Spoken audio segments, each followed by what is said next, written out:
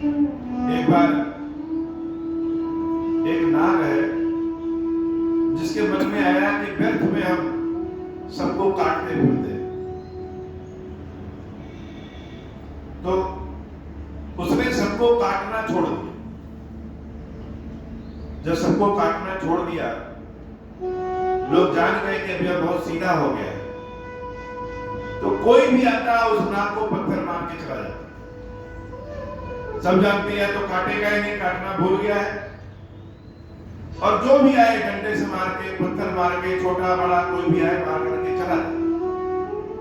तो बेचारा बड़े दुखित हो गया कि जब तक हम सबको काटते थे तब तक लोग हमसे डरते थे, और जब हम अच्छे व्यक्ति बन गए हैं तो लोग हमारी अच्छाई का फायदा उठा करके हमको ही परेशान कर रहे हैं।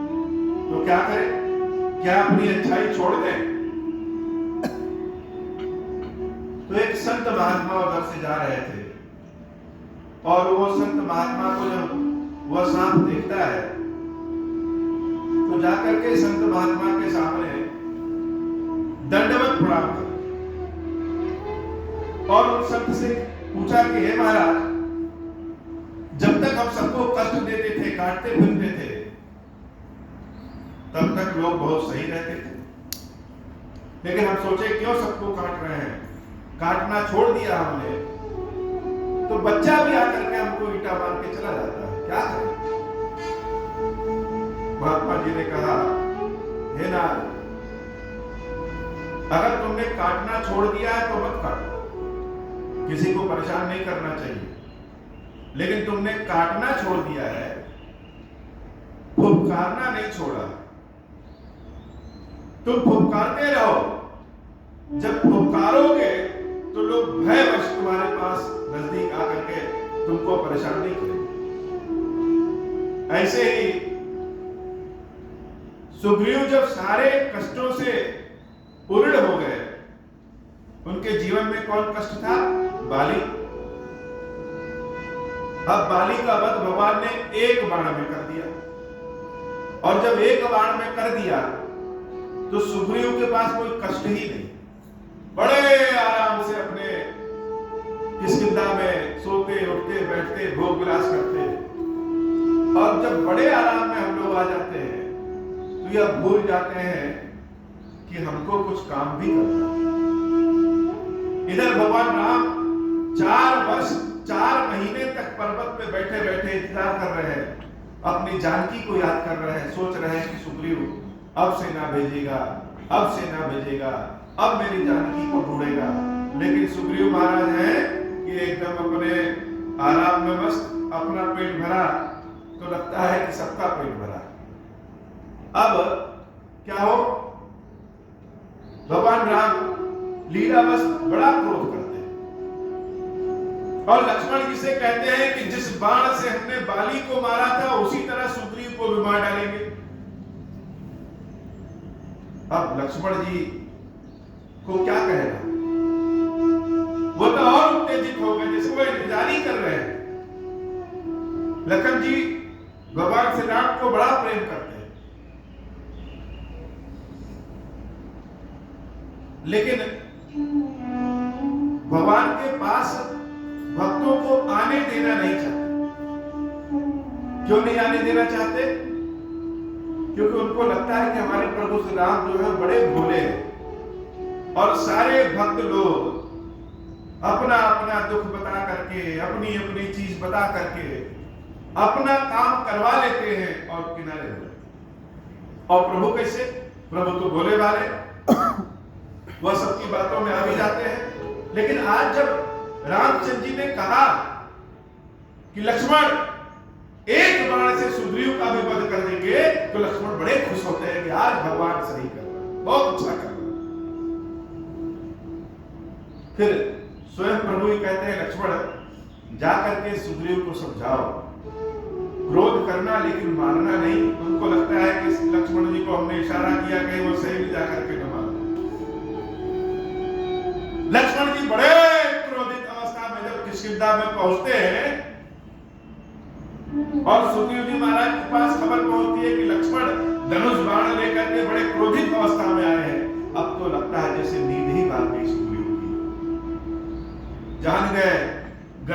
हमसे हुई है और हमारे ही कर्मों का फल है जो हम पहले भुगत रहे थे और फिर गलती कर बैठे। हाथ पैर जोड़ लिए लक्ष्मण जी को बैठाया, जलपान कराया और कहा क्षमा करिएगा, हम सब तो बंदर हैं और संसार में बड़े बड़े बुद्धिमान भी भोग में फंस जाते हैं, हम तो बंदर हैं प्रभु क्षमा करिएगा। राज सुख में हम सत्य बात है कि भूल गए थे। दौड़ करके सब लोग प्रभु श्री राम के पास आते हैं और भगवान के श्री चरणों में गिरते हैं, क्षमा मांगते हैं और भगवान बड़े कृपालु हैं, क्षमा तो मांगे कोई, क्षमा मांगने में भी शर्म लगती, अपने हृदय की बात कहने में भी शर्म लगती। यह मन जो है यह बुद्धि के साथ जब मिल जाता है तो बड़ा चुपचारी हो जाता है। आदमी परेशान रहता है, परेशान में दीनहीन बन करके भगवान के पास पहुंचेगा, लेकिन जहां शरीर में थोड़ी सी ताकत आई यह मन फिर से चुपचारी हो जाता है।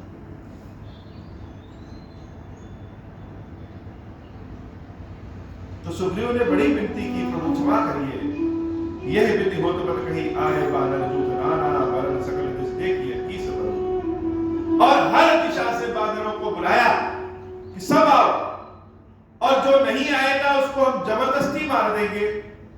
क्रोध दिखाया, सब इकट्ठे हो गए बानर, सबको जबरदस्ती बुलाना पड़ रहा है।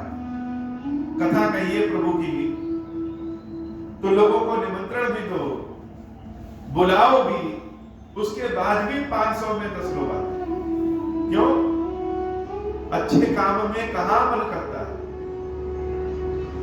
सुग्रीव 100 लोगों को बुला रहे हैं तो उसमें 20 से 25 अपने मन से आ रहे हैं, बाकी को जबरदस्ती लाना पड़ रहा है। बहुत विशाल सेना खड़ी हो गई और विशाल सेना जब खड़ी है तो सुग्रीव जी ने सबको पुकार करके कहा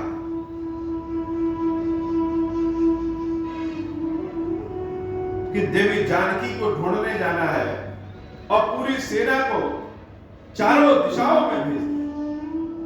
लेकिन जिस दिशा में जानकी के मिलने की ज्यादा संभावना है उस दिशा में जो दल जा रहा है उसमें हनुमान जी महाराज हैं, अंगद है, नरनील है और भी विशाल विशाल बानर है और उन सबके सेनापति स्वयं जामवंत जी महाराज।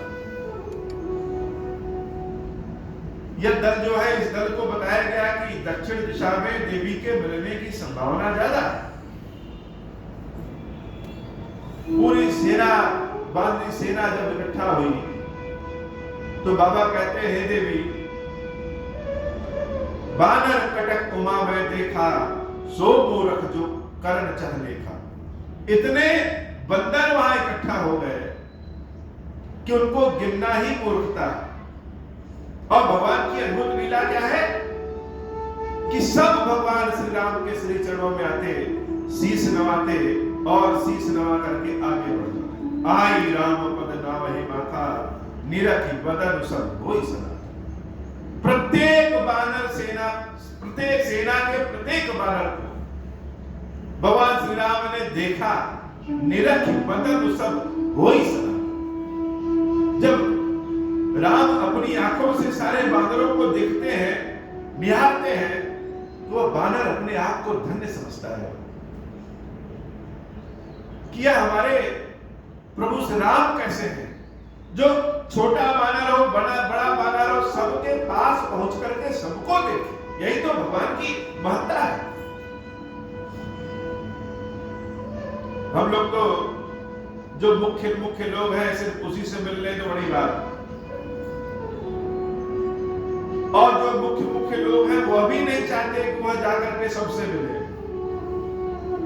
लेकिन भगवान तो सबके हैं, कोई बलशाली हो, कोई निर्बल हो, जिस भी रूप में हो, भगवान के श्री चरणों में जो समर्पित हो गया वह तो प्रभु का हो गया, वह तो प्रभु का हो गया। तो राम जब बदन निहारते हैं और बदन निहार करके सारे बानरों को देखते हैं तो सारे बानर जैसे लगा कि अभी बहुत बड़ी शक्ति मिल गई। सब लाइन लगा करके भगवान के श्री चरणों को छू रहे हैं। और एक बानर ऐसा है, जब उस बानर का नंबर आता भगवान के श्री चरणों को छूने का, वो फिर से लाइन में सबसे पीछे चले जाते। कौन है? यह श्री हनुमान जी महाराज। हनुमान जी महाराज वैसे तो सबसे आगे रहते हैं, लेकिन जब यह पूरी सेना इकट्ठी हुई है तो उसमें वह सबसे पीछे खड़े, सबसे पीछे खड़े हैं। अब सबसे पीछे क्यों खड़े? लोग कहेंगे हनुमान जी को तो सबसे आगे होना चाहिए प्रभु के कार्यों में, और यहां प्रभु के कार्यों में सबसे पीछे है। तो उसका एक कारण तो यह है कि लाइन में, पंक्ति में जो सबसे पीछे खड़ा है वह सबसे देर तक राम को निहारेगा। सोचिए कि राम एक एक बानर को जब देख रहे हैं और अपने हाथ को उसके सर पे रखते हैं, आशीर्वाद देते हैं, तो कैसा दृश्य होगा, कितना अच्छा लगा। तो जितने पीछे खड़े रहेंगे उतने देर तक प्रभु को देखते रहेंगे, उतने देर तक। बाबा कहते हैं देवी पाछे पवन तनय सिनुनावा, जानि काज प्रभु निकट बुलावा। और जब अपना नंबर आया तो हनुमान जी महाराज भगवान श्री राम को संकोच करते हुए अपने शीश को नवाते हैं, और जब शीश को नवाते हैं तो जानि काज प्रभु निकट बुलावा। भगवान अपने कार्य को जान करके हनुमान को अपने पास बुलाते हैं। मानस में एक एक शब्द का जो प्रयोग किया गया है बड़ा उत्तम है। या नहीं कह सकते कि इस शब्द की जगह इस शब्द को रख दो। बड़ा सोच विचार करके एक एक शब्द रखा। अगर यहां लिखा है कि पवन तनय, पाछे पवन तनय सिरुनावा, यहां तो भी लिख सकते कि पाछे हनुमान सिरुनावा, तो पाछे पवन तनय सिरुनावा का मतलब क्या है? हनुमान जी भी बड़े विचित्र हैं। वह पवन देवता के अंश है, पवन देवता के पुत्र है। अब हम अगर आगे बढ़ रहे हैं और हमारे आगे से अगर हवा आए तो हम आगे बढ़ नहीं पाएंगे, बहुत ज्यादा ताकत लगानी पड़ेगी। जब नदी में नाव चलती है तो नाव पे आप लोग देखे होंगे बहुत बड़ा कपड़ा बना रहता है, पाल जिसको कहते हैं। जब नाव के पीछे से हवा आती है तो नाव की गति बढ़ जाती है। तो हनुमान जी क्या करते हैं? सारे लोगों को पीछे से गति देते हैं, चलो चलो चलो आगे बढ़ो आगे बढ़ो आगे बढ़ो आगे बढ़ो, सबको इकट्ठा करते हैं। यह विचित्र बात है कि हनुमान को अपने पद की लालसा नहीं है। जब जरूरत हुआ तो आगे बढ़ गए, और जब जरूरत हुआ तो पीछे हुए। लालसा किसकी? लालसा प्रभु के काम की, प्रभु के काम की लालसा। हनुमान जी महाराज भगवान के श्री चरणों को छू करके आगे बढ़ रहे थे, तब तक प्रभु श्री राम बुलाते हैं कि हे हनुमान इधर आओ। और जब हनुमान को देखते हैं प्रभु तो देखते जान जाते हो यह हनुमान तो वही है। आज राम के समस्त, राम के पास इतनी सेना खड़ी है तो किसके कारण खड़ी? वो हनुमान के कारण खड़ी। हम सब भी अपने जीवन में दोनों पक्षों में, एक पक्ष अगर किसी को किसी से मिलाता है तो जो दूसरा पक्ष है वो सोचता है कि हमारे पास गुण है तभी तो हमको यह काम मिला। वह छोटे स्तर के लोगों को, छोटे व्यक्ति को, छोटी चीजों को भूल जाते हैं। राम जी के समक्ष अगर इतनी सेना खड़ी है, ठीक है राम में सामर्थ्यता है, उन्होंने बाली का वध किया, उन्होंने सुग्रीव का रक्षा किया, लेकिन सब होने के बाद भी इन सब का सूत्रधार कौन है? तो सूत्रधार श्री हनुमान जी महाराज। और कौन है? सूत्रधार श्री हनुमान जी महाराज है, उनके अलावा कोई नहीं। तो जब हनुमान शीश झुका करके आगे बढ़ते हैं तो राम हनुमान को पकड़ लेते हैं कि है हनुमान, हम मुख से तो नहीं कह सकते कि तुमने कितना बड़ा काम किया, लेकिन कुछ चीजों को समझने की आवश्यकता है। और हनुमान सोच रहे हैं कि कहा प्रभु श्री राम और कहा हम तो कुछ कर ही नहीं सकते। पर सासीस सरोरुह पानी कर मुद्रिका दीन जन जानी। हनुमान जी महाराज प्रभु श्री राम के चरणों में बैठे हैं और राम जी अपने हाथों से हनुमान को दुलार दिखाते हैं, उनके सर पे अपना हाथ फेरते हैं और हाथ फेरने के बाद अपनी अंगूठी निकाल करके श्री हनुमान जी महाराज जी को दे देते। हनुमान जी महाराज कहते हैं प्रभु यह क्या? राम जी कहते हैं हनुमान बहु प्रकार सीता ही समझायहु। हमारी जो पीड़ा है, हमारा जो दर्द है, राम अपनी पीड़ा सबसे कह नहीं सकते। कितनी पीड़ा होगी और कितनी ग्लानि होगी। सब लोग कहते हैं कि राम तो सामर्थ्यवान है, स्वयं ईश्वर है, उनके जैसा व्यक्तित्व वाला कोई व्यक्ति नहीं, उनके जैसा ज्ञानी कोई व्यक्ति नहीं, उनके जैसा धनुर्धर कोई व्यक्ति नहीं। उसके बाद भी सीता का हरण हो जाता। जिस सीता के प्रेम के लिए भगवान शंकर के धनुष को तोड़ दिया, उसके बाद भी उस सीता की रक्षा नहीं कर पाए। और आरोप क्या लगा कि सोने के मृग के लालच में राम सीता को छोड़ करके चले गए। तो राम तो ढोंगी है। जो लोग कहते हैं राम ईश्वर है, राम ईश्वर नहीं। ईश्वर होता तो क्या वह नहीं जानता कि सोने का मृग होता ही नहीं है। सोने की लालच में राम धनुष बाण लेके चले गए। यह सब आरोप अपनी तरह, अपनी जगह, लेकिन राम के हृदय में सीता के लिए जो प्रेम है, वह सीता आज जंगल में जिसको राक्षसों ने हरण कर लिया है, यह प्रेम, यह दर्द, यह भाव किससे कहें? सब तो अपने कष्ट को लेकर के प्रभु राम के पास आते हैं। राम अपने कष्ट लेकर के किसके पास जाए? इसलिए हनुमान को बिठाया, समझाया, बहु प्रकार सीता ही समझायो। हे हनुमान, जितने कष्ट में हम हैं, हमसे ज्यादा कष्ट में तो हमारी सीता होगी। हमारे पास तो फिर भी बहुत सारे काम हैं, सीता के पास तो राम के अलावा और कोई काम ही नहीं। हमको तो पिता ने कहा जंगल जाने को, सीता ने तो केवल हमारे साथ देने के लिए जंगल चली आई। इसलिए बहु प्रकार सीता ही समझाया। और जब बहुत प्रकार से समझाना तो क्या करना? कहीं पर विरह वेग तुम आए। सिर्फ समझाना नहीं, सिर्फ समझाना नहीं होता। दर्द है तो दर्द का उपचार भी आवश्यक है। सिर्फ बातों से समझाने से काम नहीं होता।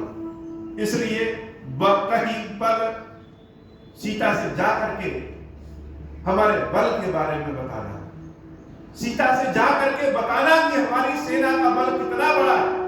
क्योंकि जब सीता सुनेगी कि हमारे पास बल है, तो उसके अंदर बल आएगा कि रावण का वध करके सीता को राम वापस ले आएगा। और सिर्फ बल की बात नहीं है, कहीं पर विरह प्रेम की बात भी हमारे बताना। सीता को शरीर का कष्ट नहीं है, सीता को कष्ट यह होगा कि राम उनको याद करते होंगे कि नहीं करते होंगे। तो मेरे प्रेम के बारे में, मेरे विरह के बारे में, मेरे कष्ट के बारे में वेग तुम आयो, बहुत शीघ्र से तुम जाओ और बता करके चले। इतने करना, अनेक प्रकार से सीता को समझाना, मेरे बल के बारे में, मेरे विरह, मेरे प्रेम के बारे में। जाओ और समझा के चले आओ। हनुमान जी महाराज क्या कर रहे हैं? हनुमान जी महाराज तो हाथ जोड़ करके आनंद में है। हनुमत जन्म सुफल करिमाना, चले हृदय धरि कृपा। हनुमान जी सोचे कि जन्म हमारा सफल हो गया।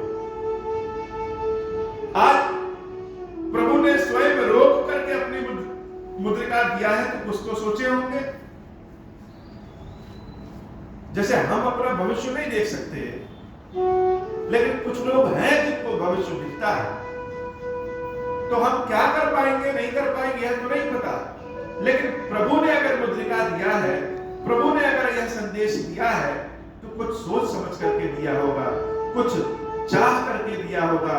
इसलिए यह हमारा जन्म कैसा है? हनुमत जन्म सुफल करि माना, जन्म हमारा सफल हो गया। किसी को कोई कार्य मिले, बहुत लोग हैं कि कार्य में, बुद्धि में, दिमाग में बहुत पारंगत हो, कोई काम दीजिए फटाक से कर लेंगे, लेकिन उनके अंदर एक कमी यह होती है कि उनको लगता है कि उनके अलावा और संसार में कोई है ही नहीं है जो यह काम कर सके। उनको लगता है कि हम नहीं रहेंगे तो यह काम नहीं होगा, और कब उनको अहंकार ग्रसित कर लेता है समझ में नहीं आता। वह स्वयं तो काम कर लेंगे, लेकिन किसी दूसरे को काम करते हुए देखेंगे तो उनके मन में जलन की भावना या क्रोध की भावना आ जाएगी। और बहुत लोग ऐसे होते हैं जिनको काम करने तो नहीं आता है, लेकिन इच्छा है, चाहत है कि हम भी काम करें, ठीक सीखें, आगे बढ़ें, जो काम हमको दिया गया है उस कार्य को करें। और वो काम को करते हैं, आगे बढ़ते हैं, और जब आगे बढ़ते हैं तो एक समय वह भी, उनके साथ भी ऐसा आता है कि जिस चीज से आगे बढ़े हैं उसी को भूल जाते हैं। और बहुत लोग ऐसे होते हैं, काम करने आए चाहे ना करने आए, लेकिन करना चाहेंगे, और काम करने के बाद कभी लगेगा ही नहीं कि हमने यह कोई काम नहीं किया। तो हनुमान जी महाराज उसी में के हो, काम करते हैं और भूल जाते हैं। लोग कहते हैं कि हनुमान को अपना नाम भी नहीं याद। यह अवगुण नहीं, यह गुण है। लोग अपने नाम के चक्कर के लिए पता नहीं क्या क्या कर डालते हैं, और हनुमान परोपकार करते हैं, दान धर्म करते हैं, कर्म करते हैं, भक्ति करते हैं, सेवा करते हैं, और सब भूल जाते हैं, अपना नाम तक भूल जाते हैं। तो हनुमत जन्म सुफल करि माना, चलो हृदय धरि कृपा निधान। जनक प्रभु जानत सब बाता, राजनीति राखत सुर जाता। यद्यपि भगवान तो सब जानते हैं, लेकिन लीला कर रहे हैं। राजनीति की भी तो कुछ अपनी मर्यादा होती है, इसलिए सारे बानरों को भेज रहे हैं। राम जी तो जानते हैं कि ढूंढेगा कौन? असंख्य बानर हैं, लेकिन उस असंख्य बानर में एक व्यक्ति ही जानकी को ढूंढ सकता है। हम कहते हैं कि एक बार राम नाम लेने से कष्ट मिट जाते हैं, सत्य कहते हैं, लेकिन जब हम राम नाम की सेना अपने चारों ओर बनाएंगे, राम राम राम राम, उसमें कोई एक राम नाम ऐसा होगा जो हनुमान की तरह होगा और जानकी को ढूंढ रहा है। सारी सेना चले सकल बन खोजत सरिता, सर गिरि खोह राम काज लय लीन मन बिसरा तन कर छोह। कोई कंदराओं में, कोई गुफाओं में, कोई जंगलों में, कोई चारों ओर, जहां जहां सब गए, सब सीता को ढूंढने लगे, चप्पे चप्पे पे जानकी को ढूंढ रहे। ये हनुमान जी वाला जो दल है वो दक्षिण दिशा में, दक्षिण दिशा में जाते जाते जाते जाते एक स्थिति ऐसी आई कि भूख और प्यास के मारे लगा कि बानर तो अभी मर जाएंगे। लाग तृषा अतिशय अकुलाने, मिले न जल धन गहन भुलाने। सीता तो कहीं नहीं मिल रही है, लेकिन मिला क्या? भूख प्यास। अब बानर लोग आगे बढ़ नहीं पा रहे हैं, कैसे करें? जल के बिना बेचैन है। हनुमान जी महाराज सारे बानरों के मुख को जब देखते हैं तो यह अनुमान लगाते हैं कि लग रहा है कि अगर जल नहीं मिलेगा तो यह सब तो अभी मर जाएंगे। इसलिए जल खोजने की आवश्यक है, जल ढूंढा जाए कि जल कहां मिलेगा। तो चढ़ी गिर शिखर चहुदिशि देखा, भूमि विवर एक बहुत उपेक्षा, एक बहुत बड़ा पर्वत दिखा। हनुमान जी महाराज कहते हैं कि उस पर्वत पे चलो, उस पर्वत पे चढ़ जाइए। अब पर्वत पे सब चढ़ते हैं तो वहां जल तो दिखता नहीं है, तो क्या दिखता है? एक जगह दिखता है कि दूर जमीन के नीचे एक ऐसी जगह है जहां बहुत सारी चिड़िया मंडरा रही है। अब चिड़िया मंडरा रही है, इसका मतलब कि वहां जल होगा, जहां जल होता है वहीं पशु पक्षी मंडराते रहते हैं। तो जब हम चढ़ते हैं तो वहां हमको भले कुछ ना मिले, लेकिन मिलती है क्या? आशा, दूर कहीं मिलता है। यह अपने भी जीवन में कि जब चारों ओर से संकट में घिर जाइए, समझ में ना आए क्या करें, तो चढ़ जाइए। कहां चढ़ जाइए? अपने कर्म के बदौलत अपने कार्यों को लेकर के कहीं आगे बढ़े। जब समझ में ना आए क्या करें, कैसे करें, क्या करें, तो जो आता है वह करने के लिए आगे बढ़ जाए। या तो वह काम दे देगा या वहां पहुंचा देगा जहां हमारे मतलब की चीज है। सब पर्वत से नीचे उतरे और सब हनुमान जी महाराज के पीछे पीछे चले जा रहे हैं। बाबा कहते हैं, देवी आगे कह हनुमंत ही लीना, बैठे विवर विलंब न कीना। हनुमान जी महाराज पहले कहां थे? जब राम जी के समक्ष सब लोग लाइन लगाए थे तो हनुमान जी महाराज सबसे पीछे थे। अब हनुमान जी कहां है? आगे कह हनुमंत ही लीना, हनुमान जी महाराज सबसे आगे। तो हनुमान जी महाराज बड़े विचित्र हैं, उनको आगे आने में भी परेशानी नहीं है और पीछे जाने में भी कोई समस्या नहीं। सब लोग कह रहे हैं गुफा में हम तो नहीं घुसेंगे। क्यों? अंगद जी महाराज तो गुफा को देख के दूर से डर जा रहे हैं। गुफा में ही हमारे पिता बाली घुसे थे, तो सुग्रीव और बाली में कितना झगड़ा हो, इसलिए गुफा देख के तुम पहले डर जा रहे हैं। कौन घुसे अंधेरे में? हनुमान जी महाराज आगे हो जाते हैं कि हम घुसेंगे। हनुमंत ही लीना, आगे जाने का जैसे नेतृत्व करने का ठेका हनुमान जी महाराज ने ले लिया। कोई बात नहीं, कोई नहीं जाएगा तो हम चलेंगे, तुम लोग मेरे पीछे पीछे। बैठे विवर विलंब न कीना, दीख जाए उपवन बरसर विकसति बहुकंज, मंदिर एक रुचिर कह बैठ नार तक कुंज। प्रवेश किए तो देख रहे हैं एक स्त्री, बड़े ही तेजस्वी स्त्री, जैसे नदी की तपस्या पर बैठी। जब उन देवी को लगा कि सारे बानर आए हैं, तो उन देवी के मुख की प्रसन्नता और बढ़ गई, जैसे कह रही हो कि अभी तक कहां थे, आओ। बड़े प्रेम से उस सरोवर में सारे स्नान किए, जलपान किए और उन देवी के समक्ष सब खड़े हुए। देवी ने कहा, सीता मिली क्या? सबने कहा, जानकी तो नहीं मिली। कैसे ढूंढे? हर जगह ढूंढे, पहाड़ पे चढ़ के ढूंढे, गुफा में ढूंढे, वृक्षों में ढूंढे, कंदराओं में ढूंढे, आंख खोल खोल करके चारों ओर ढूंढे। उन देवी ने कहा कि अगर आंख खोल करके ढूंढा है तो अब एक बार आंख बंद करके ढूंढो। आंख खोल करके देवी नहीं मिलती है, देवी तो हृदय में है।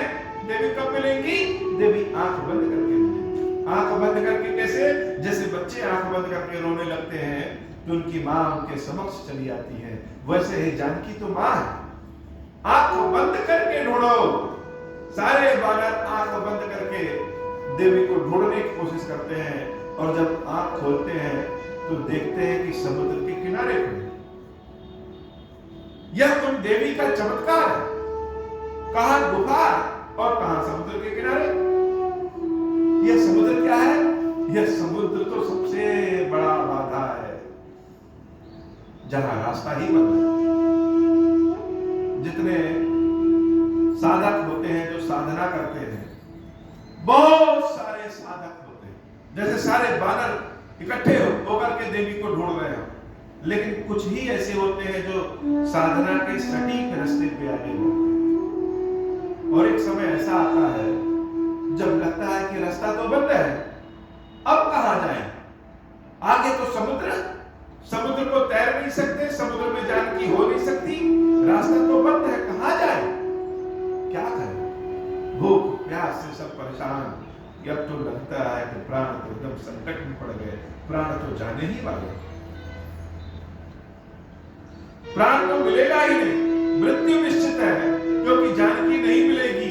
और बिना जानकी को ढूंढे अगर हम जाएंगे, तो सुग्रीव महाराज ने कहा है कि 1 महीने में अगर जानकी को ढूंढ के नहीं आए तो मैं सबका वध कर दूंगा।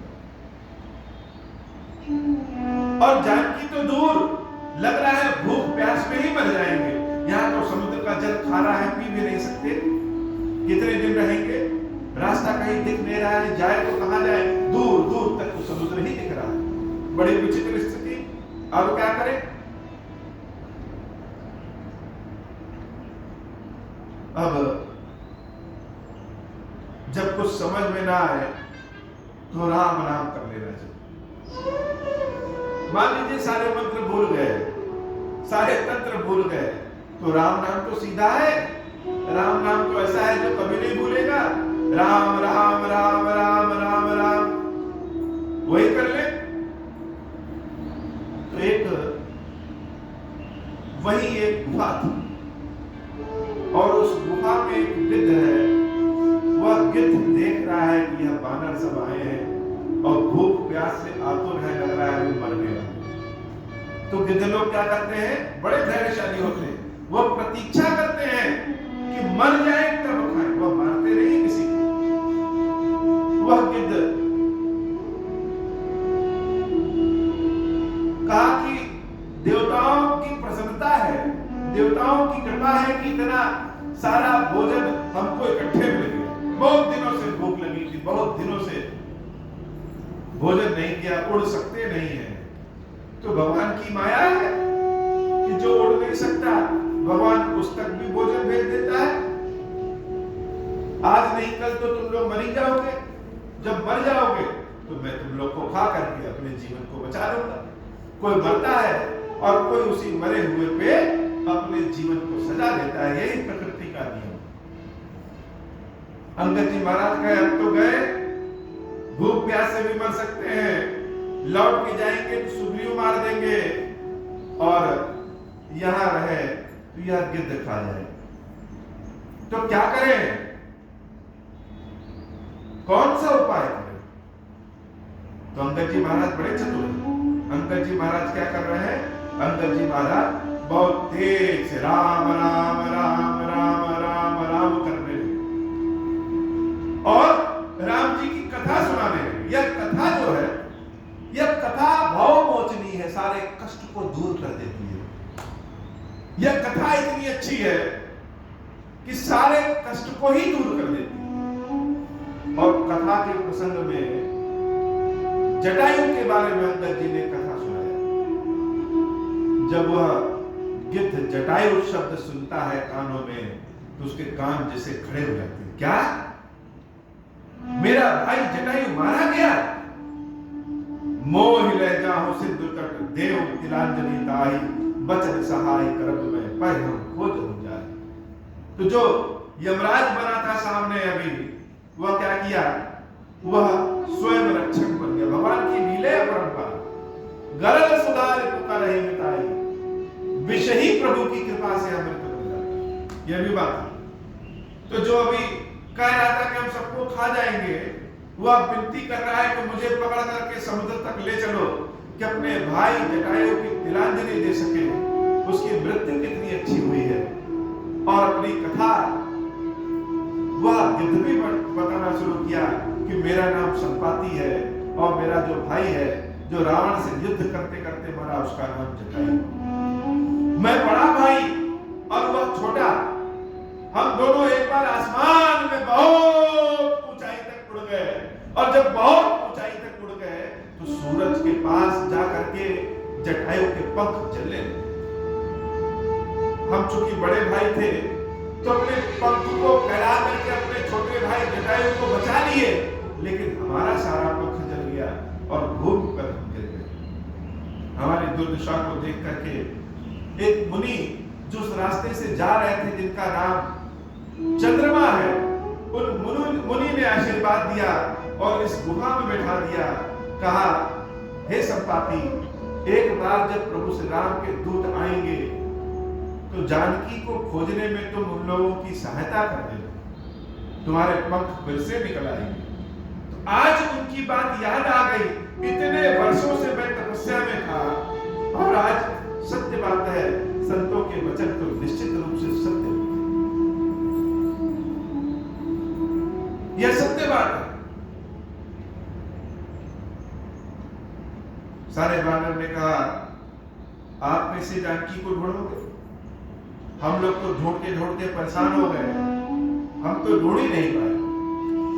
जो हर जगह चल सकते हैं, पेड़ों पे चढ़ सकते हैं, गुफाओं में घुस सकते हैं, हम तो नहीं ढूंढ पाए। आप कैसे ढूंढोगे? गिद्ध कह रहा है, वह संपाति कह रहा है कि राम ने सबको कुछ ना कुछ सोच करके बनाया है। ईश्वर ने अगर किसी को कुछ बनाया है तो उसको कोई ना कोई ऐसा गुण दिया है जिस गुण के कारण वह प्रकृति में वास करता है। तो मैं तो गिद्ध हूं, मैं देखा हूं तुम नहीं, मैं देख सकता हूं, तुम नहीं देख सकते, क्योंकि राम ने हमको जो दृष्टि दी है तुमको नहीं दिया। तुम उछल कूद सकते हो लेकिन देख नहीं सकते, मैं देख सकता हूं लेकिन उछल कूद नहीं सकता। तो गिद्ध दृष्टि जो होती है वह अपार होती है। यह गिद्ध दृष्टि क्या है? अपने काम में दृष्टि बना लीजिए। जो काम हमको दिया है वह छोटा नहीं है, बड़ा नहीं है। जो भी काम राम ने दिया है, दृष्टि ऐसी रखिए कि उस काम में डूब जाए। तो मैं देखा तुम नाही, गीधई दृष्टि अपार, बूढ़ भयो न करते हूं, कछुक सहाय तुम्हारा, बूढ़ा हो गया हूं, नहीं तो देख के नहीं तुम्हारी और भी तरीके से सहायता कर सकता। तो क्या देखा? क्या चीज देखा? महादेव जी की पूजा करते करते करते करते व्यक्ति जब थक जाता है, थक जाने का मतलब कष्ट उसके दूर ही नहीं होते ऐसा लगता है, और आशा निराशा में बदलने लगती है, स्वयं पे विश्वास खत्म हो जाता है। या तो हमारी पूजा पद्धति में कुछ खोट है, या तो यहां भगवान है ही नहीं। तो हमारी पूजा पद्धति में खोट है यह तो बाद में आता है, पहले यही निराशा आती है कि यहां तो भगवान है ही नहीं। लेकिन ना अपने पूजा पाठ में खोट होता है, क्योंकि सबका अपना अपना भाव है। हम जिस भाव से बाबा को प्राप्त किए हैं, कोई जरूरी नहीं है कि उसी भाव से सब लोग प्राप्त करें। कोई ऐसा भी होगा कि जो उससे भी आसान भाव से बाबा को प्राप्त कर ले। ओम श्री राम का मंत्र हम जहां प्राप्त किए हैं, जितनी कठिनाई से प्राप्त किए हैं, आजकल के बच्चे घूमते फिरते ओम श्री राम करते हैं, अर्थात वह तो हमसे भी आगे है। तो कहां किस रूप में नारायण कृपा कर दे कौन जानता है। संपाति जैसे नाचते हुए कह रहा हूं, नाचते हुए क्यों? क्योंकि हम भले मुर्दा खो रहे हैं, सारे कर्म हमने खराब किया है, लेकिन एक ऐसा गुण प्रभु ने दिया है कि जब भी इतिहास लिखा जाएगा तो संपाति का नाम हमेशा लिया जाएगा। सीता के खोज में संपाति का भी योगदान है, इसलिए बड़े आनंद भाव में सारे बांदरों से कहता है, जो ना गई सत्य जो जन सागर, करई सो राम काज मतियागर। सत्य जोजन 100 योजन के सागर को जो नागेगा वही राम के काम को करे। अब 100 योजन क्या है? साधक अपनी साधना के किनारे तक पहुंच जाते हैं, कोई एक ही इस समुद्र को पार कर पाता है। यह समुद्र इतना विशाल है, इतना बड़ा है कि जो समुद्र पार करेगा वही जानकी को प्राप्त कर पाएगा। अब तो सब लोग फिर डर गए, समुद्र कौन पार करे? संपाति कहते हैं, क्यों डरते हो? पाप जाकर नाम सुमिरही, अति अपार भव सागर तरही। जिसके नाम सुमिरन करने से मेरे भव सागर को पार कर जाता है। तुम सब तो उसके दूत हो, वह स्वयं शक्ति देगा। अगर उसने मुझे यहाँ भेजा है तो मैं नहीं आया, तुम्हारी सहायता करने के लिए उसने पहले से मुझे बिठा रखा। भगवान कोई काम देंगे तो ऐसा नहीं है कि देके छोड़ देंगे। हम लोग को लगता है कि छोड़ दिए, लेकिन जैसे जैसे रास्ते में आगे बढ़ते जाएंगे कोई ना कोई मिल जाएगा जो सहायता करने वाला हो। वह व्यक्ति नहीं सहायता करता है, वह राम पहले से ही किसी ना किसी को भेजे रहते। तो मन छोटा ना करो, जिसने तुमको भेजा है वही तुम्हारी सहायता करेगा और वही जानकी को ढूंढवाएगा। तो जानकी है कहां? जानकी के बारे में संपाति महाराज कह रहे हैं, गिर त्रिकूट ऊपर बस लंका, तह रह रावण सहज असंका।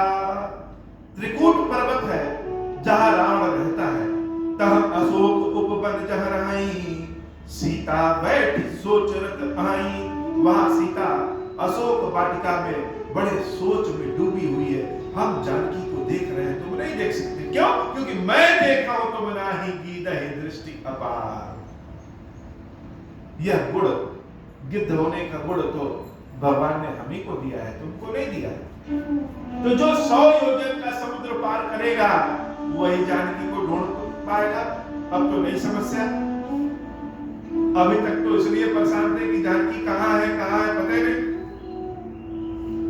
तो हम सबको पहले तो अपने जीवन में यही नहीं पता चलता है कि हम आए किस लिए, कौन सा काम के लिए हम बने हैं, कौन सा काम करेंगे। किसी को मंत्री देखते हैं, किसी को संतरी देखते हैं, किसी को डीएम देखते हैं, किसी को पटवारी देखते हैं, किसी को बिजनेसमैन देखते हैं। तो देख करके और सहम जाते हैं, यह सब तो कुछ ना कुछ कर रहे हैं, हम किस लिए आए? क्या मेरे अंदर भी कोई गुण है? प्रभु ने मेरे लिए भी कोई काम लिखा है या ऐसे ही भेज दिया है? तो प्रभु ने तो सबके लिए काम लिखा। अब अगर यह पता चल जाए कि काम क्या है हमारा, तो दूसरा प्रश्न होता है, काम करें तो कैसे करें? काम को तो पता चल गया, लक्ष्य तो पता चल गया, लेकिन लक्ष्य को प्राप्त कैसे करें? जानकी का पता है कि जानकी समुद्र उस पार अशोक वाटिका में है, लेकिन समुद्र पार कैसे करें?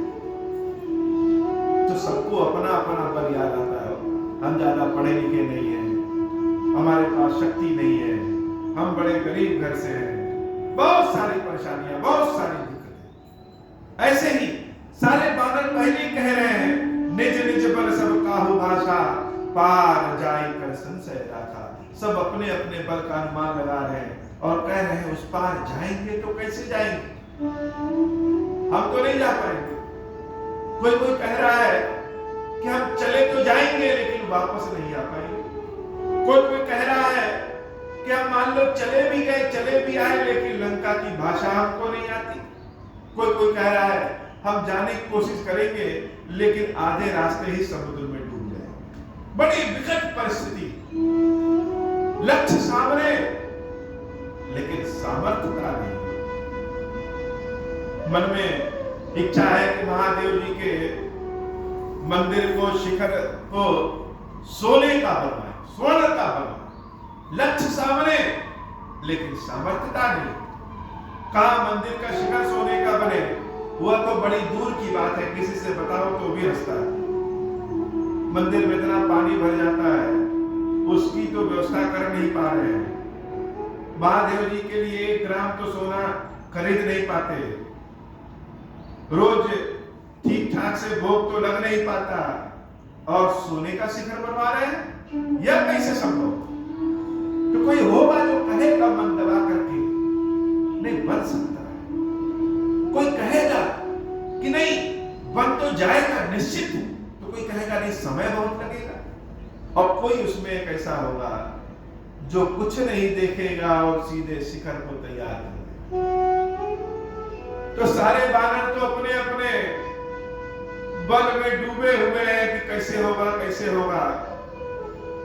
तो उन सारे बानरों के जो सेनापति हैं जामवंत जी महाराज, अब वह खड़े, किससे क्या काम लेना है, किसको क्या कहने से काम करेगा, किसको कैसे काम करवाए, कौन सा काम करवाए, यह तो सेनापति को पता होना चाहिए। जो सदस्य दल है, उसका जो लीडर है, उसको पता होना चाहिए। नेतृत्व करने वाले को पता होना चाहिए। अब पता चले कि जो बहुत अच्छा फावड़ा चला सकता है, उसको कह दें कि ये लो पेंटिंग का काम करो, तो वो अच्छा नहीं कर पाएगा। और जो पेंटिंग कर सकता है, उसको कह दें लो तुम फावड़े का काम करो, तो वो अच्छा नहीं कर पाएगा। तो जो नेतृत्व करता है, उसको समझ में आना चाहिए कि कौन चित्रकारी अच्छा कर सकता है, कौन भोजन अच्छा कर सकता है, कौन सफाई अच्छा कर सकता है। इसका मतलब यह नहीं कि जो सफाई कर रहा है वो सबसे नीचे तबके का हो। सबके अपने अपने काम, मुख बोल सकता है लेकिन विचार तो मस्तिष्क करता है। आंखें देख सकती हैं लेकिन बोल नहीं सकती। हाथ चल सकते हैं, इधर उधर की चीजों को पकड़ सकते हैं, लेकिन स्वयं आदेश नहीं दे सकते। और पैर जो सबसे नीचे होता है वह चल सकता है लेकिन सोच नहीं सकता। तो जामवंत जी महाराज खड़े हुए, और जब जामवंत जी खड़े हुए तो दल के सारे सदस्यों को लगा कि जामवंत जी महाराज खुद ही जाएंगे, यह भी तो जा सकते हैं। तो जामवंत जी महाराज कहते हैं, बलि बाधत प्रभु बाढ़ऊं, सो तनु करनि न जाई, उभय गरी महदीनी, सात प्रदक्षिणी भाई। कि बलि को बांधते समय जब नारायण जो कि वामन स्वरूप में होते हैं, जब वह वामन से विराट होते हैं, तो हम युवा अवस्था में उस समय रहते हैं, और घड़ी में उभय घड़ी यानी दो घड़ी में ही उन विराट नारायण के साथ चक्कर लगा लेते। लेकिन आज तो हम बूढ़े हो गए, आज तो हम नहीं कर सकते, तो कौन करेगा? कौन है जो उस पार जाएगा? अंगद जी महाराज को जोश आया और अंगद जी कह रहे हैं, अंगद कहो जाऊं मैं पारा, जिय संशय कछु फिर ती बार। जा तो सकते हैं लेकिन मन में संशय है कि वापस आ पाएंगे कि नहीं आ पाएंगे, क्या करें? तो टीम का कोई सदस्य कह रहा है कि हम करना तो चाहते हैं लेकिन कर नहीं पाएंगे। तो जो टीम का लीडर है वो क्या करेगा? उसको गाली देकर बैठा दे कि तुम तो निकम्मे हो। नहीं, जामवंत जी महाराज ये नहीं कह रहे। किसी को अपनी नजर में गिराना तो बड़ा आसान है, किसी को खड़ा रखना बड़ा कठिन है। जामवंत जी कह रहे हैं कि हे अंगद, तुम तो हर प्रकार से लायक हो, जा सकते हो और आ भी जाओगे, इसमें कोई संशय नहीं। लेकिन पटनी की सभाई कर नायक, लेकिन सारे बानरों के नायक तो तुम ही हो, युवराज हो, तुमको भेजना उचित नहीं। युवराज को पहले नहीं जाना चाहिए, तुम्हारा जब काम लगेगा तब तुमको भेजेंगे, अभी तो नहीं सही। तो कौन चाहे? जिसे शांति छा गई कि जानकी को ढूंढने वाला तो कोई है ही नहीं। जामवंत जी की नजर एक बानर पर पड़ती है, और जब उस बानर के पास जामवंत जी महाराज जाते हैं तो जामवंत जी कह रहे हैं, का चुप साधी रहे हो बलवाना। हे हनुमान, तुम क्यों चुप हो? तुम तो बोल ही नहीं रहे हो कि तुम जाओगे कि नहीं जाओगे, क्यों चुप हो? तुम कौन हो? तुम बलवाना हो, बलवान हो। लेकिन वो बानर जैसे उसको कुछ याद ही नहीं, याद ही नहीं है कि हम राम और लक्ष्मण को अपने कंधे पे बिठाए थे, याद ही नहीं है यह सेना जो इतनी बड़ी जा रही हो, अब मेरे कारण राम लक्ष्मण को हम ही तो सुग्रीव से मित्रता कराए थे। कुछ याद नहीं। नेकी करके भूल जाइए, भगवान को समर्पित करके भूल जाइए। यहां तो हम नाम भी याद रखते हैं कि 108 बार पढ़े हैं कि नहीं पढ़े, बार बार कहेंगे बहुत तुमको दूध चढ़ाए बाबा, बहुत तुमको खिलाए, बहुत समय दिए, लेकिन तुम मेरी नहीं सुन रहे हो। लेकिन हनुमान जी क्या है? हनुमान जी चुप। और जामवंत जी कह रहे बलवाना, जो अपनी यश कीर्ति की भी इच्छा ना करे, उससे ज्यादा का चुप साधी रहे बलवाना। हनुमान जी महाराज फिर भी कुछ नहीं बोल रहे हो। हनुमान जी कोई फर्क ही नहीं पड़ता है, कोई हमारी प्रशंसा करे या हमको गाली दे, कोई मतलब नहीं। भगवान के भक्तों को क्या पता। हनुमान जी महाराज फिर भी चुप है। पवन तनय बल पवन समाना, बुद्धि विवेक विज्ञान निधान। हे हनुमान, तुम पवन देवता के पुत्र हो और पवन देवता के पुत्र के साथ साथ बल भी तुम्हारा पवन के समान है। पवन का मतलब, पवन एक ऐसे हैं जो काम सारे करते हैं लेकिन दिखते नहीं। या एक महादेव जी को दीपक चढ़ाते हैं, वह दीपक भी फोटो खींच करके वीडियो बना करके कि महादेव जी को देखिए और महादेव जी के साथ हमको भी देख लीजिए, सबको दिखाते हैं। लेकिन पवन देवता क्या करते हैं, वह चलते हैं, सबकी मदद करते हैं, लेकिन देख उनको कोई नहीं पाता। तो हनुमान का स्वभाव भी ऐसा ही है। हनुमान सारे उचित कर्म करते हैं, सारे परोपकार करते हैं, लेकिन कहीं आगे फोटो खिंचवाने के लिए जाते ही नहीं। तो हनुमान जी महाराज कह रहे हैं, पवन तनय बल पवन समाना, बुद्धि विवेक विज्ञान निधाना। तुम्हारे पास तो बुद्धि भी है, विवेक भी है, विज्ञान भी है, उसके निधान हो। तुमको पता ही नहीं है कि तुम कौन हो। हम सबको नहीं पता है कि हम कौन हैं। हम तो दीनहीन व्यक्ति हैं, अपनी संभावनाओं को जानते नहीं, अपनी शक्ति को जानते नहीं है। क्यों? क्योंकि हम स्वयं में डूबे हुए। आध्यात्म क्या करता है? आध्यात्म स्वयं का पता लगाता है। ईश्वर कहां है? ईश्वर तो मेरे भीतर है। तो हे हनुमान, तुमको अपने बारे में पता ही नहीं है। संसार का ऐसा कोई कार्य नहीं है जो तुम कर नहीं सकते हो। कवन सो काज कठिन जग माही, जो नहीं होई तात तुम पार। तात का मतलब श्रेष्ठ। हे हनुमान, तुम सबसे श्रेष्ठ हो और संसार में ऐसा कोई काम ही नहीं है जो तुम ना कर पाओ। या समुद्र क्या, ऐसे जो 100 समुद्र को तुम लांघ करके चले जाओ। हनुमान जी महाराज की शक्ति को जागृत करना चाहते हैं, लेकिन हनुमान जी महाराज हैं कि चुप मार के बैठे हैं। कितनों प्रशंसा कर लो, कोई फर्क नहीं पड़ता। जो लोग तीर से नहीं मरते हैं, वह अपनी प्रशंसा सुन करके मर जाते हैं। जो लोग धन के लालची नहीं होते हैं, उन लोगों के अंदर अपनी प्रशंसा का लालच भी बहुत होता है, लेकिन हनुमान के अंदर नहीं। हनुमान जी महाराज को फर्क ही नहीं पड़ रहा है कि जामवंत जी महाराज कुछ भी कर ले, वह तो चुप मार के बैठ के अपने मगन है, राम राम राम राम राम। लेकिन जामवंत जी महाराज को पता है कि किसको क्या कहने से कौन जागृत हो जाए। माचिस की तीली को कहीं अगर रगड़िए तो ऐसा नहीं है कि अग्नि प्रज्वलित हो जाएगी। माचिस की तीली को उल्टा करके रगड़िए तो अग्नि प्रज्वलित नहीं होगी। पता होना चाहिए कि माचिस की तीली को कहां रगड़ना है। जामवंत जी महाराज जैसा नेतृत्व करता होना चाहिए, जिसको पता हो कि किसके अंदर कौन सा मंत्र फूंकना है, और अगला जो शब्द, अगला जो वाक्य जामवंत जी महाराज ने कहा, वह इतिहास खड़ा कर देता है। वह हम सबके रक्षक, हम सबके पल पल के रक्षक, जिसको हम हनुमान जी महाराज कहते हैं, उनको खड़ा कर देता।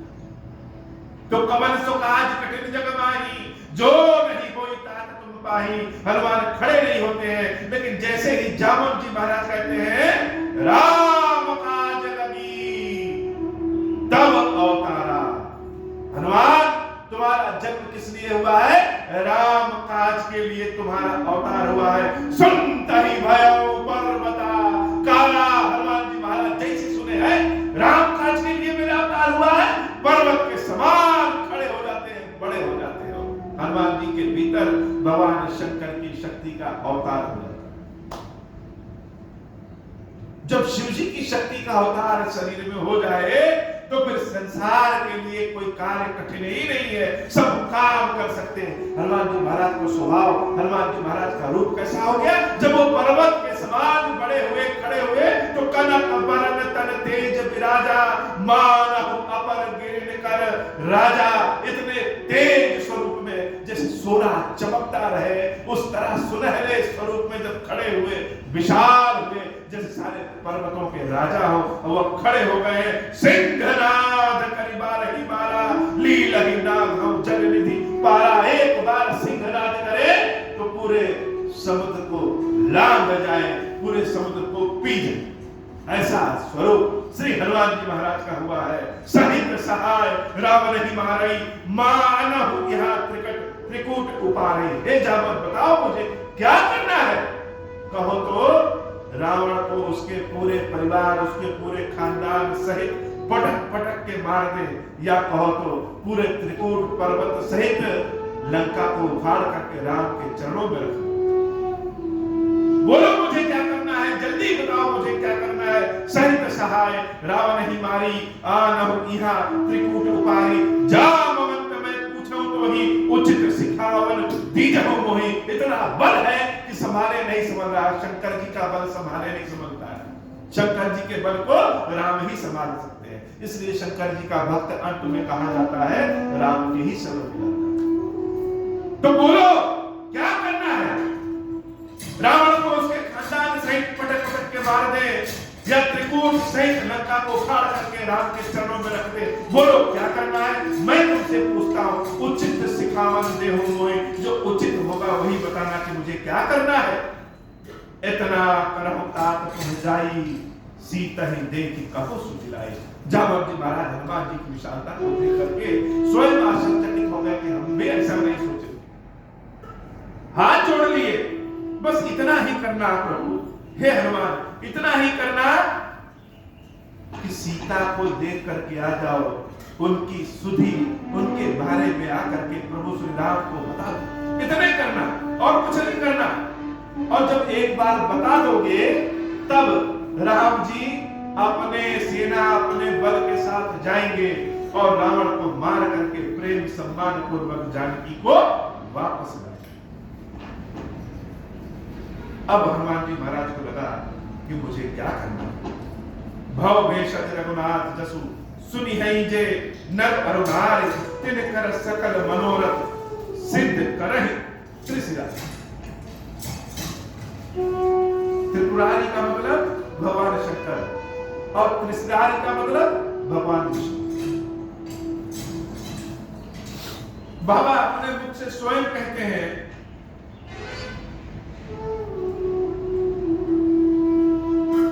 कि राम जी की शरण में जो जाता है उसकी समस्त मनोकामनाओं को राम जी पूर्ण करते हैं। नीलोत्पल तन श्याम काम कोटि शोभा अधिक, सुनिए तास गुण ग्राम जासु नाम अखत अधिक।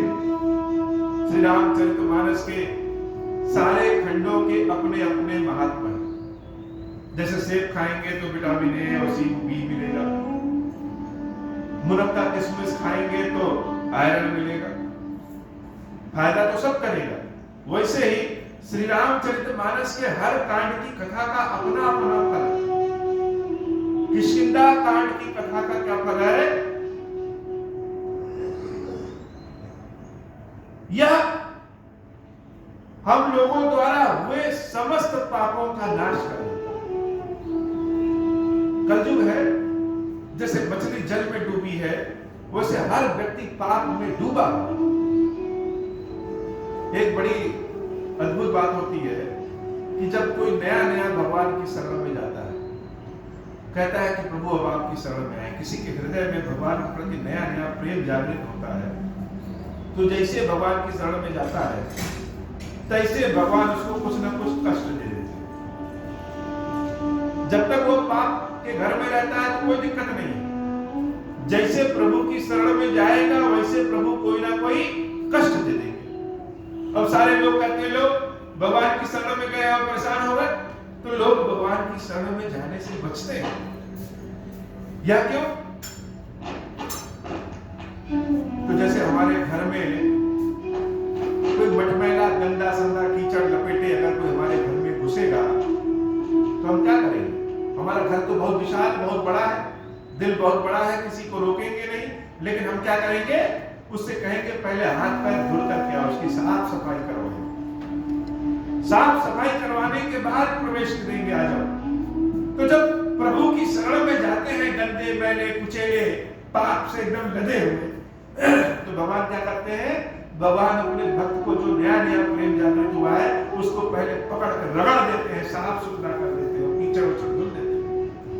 तो जब बच्चों को रगड़ दीजिए तो रोने लगते हैं, आंख में साबुन लग रहा है, बाल खींच रहे हैं, रोएंगे। लेकिन जब वही घाव आके जब सामने आएंगे एकदम चमकने लगेंगे। तो कष्ट क्या करता है, कष्ट रगड़ करके पापों का नाश कर देता है। और भगवान जब किसी को बुलाते हैं तो पहले रगड़ करके उसके पापों का नाश करते हैं। तब जब चमक आ जाती है, तब प्रभु की शरण में जो जाता है वह चमकता है। आज की कथा इतनी ही से हनुमान जी महाराज का उदय हो चुका है, और कल हनुमान जी महाराज की गाथा की कथा हम लोग आगे सुनेंगे। अब मोह प्रसन्न प्रभु मोह पर, नाथ दीन पर नेहु, निज पद भगति देहु प्रभु, पुनि दूसर बर देहु।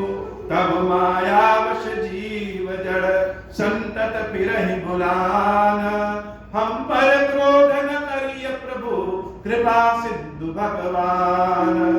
शंकर दीन दयाल, अब हम पर हो कृपाल, साप अनुग्रह होई जहि विधि, नाथ थोरहि काल। दीन दयाल विरुद्ध संभारी, हरहु नाथ मम संकट भारी।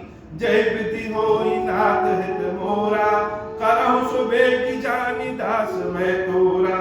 राम राज बैठे त्रैलोका, हर्षित भय गए सब शोका। जैसा काम नर सुनहि जगावहि, सुख संपत्ति नाना विधि पावहि। जो इच्छा करि हऊ मन माहि, हरि प्रसाद कछु दुर्लभ नाहि। मंगल भवन अमंगल हारी, उमा सहित जहि जगत पुरारी। हे भगवान शंकर, आप ऋण पातक दुर्भाग्य और दरिद्रता की निवृत्ति के लिए तथा संपूर्ण पापों का नाश करने के लिए मुझ पर प्रसन्न होइए। मैं दुख और शोक की आग में जल रहा हूँ, संसार भय से पीड़ित हूँ, अनेक प्रकार के रोगों से व्याकुल और दीन हूँ। क्षीरेश्वर मेरी रक्षा कीजिए। देव देवेश्वर, सबको निर्भय कर देने वाले महादेव जी, आप यहाँ पधारिए और मेरी की हुई इस पूजा को पार्वती जी के साथ ग्रहण कीजिए, मेरा मंगल करिए। बोलिए श्री क्षीरेश्वर महादेव जी, क्षीरेश्वरी मैया जी की सदा ही जय हो।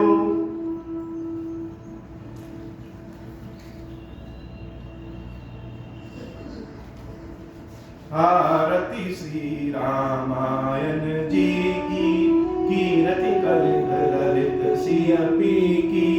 गावत ब्रह्मादिक मुनि नारद, बाल्मीक विज्ञान विशारद।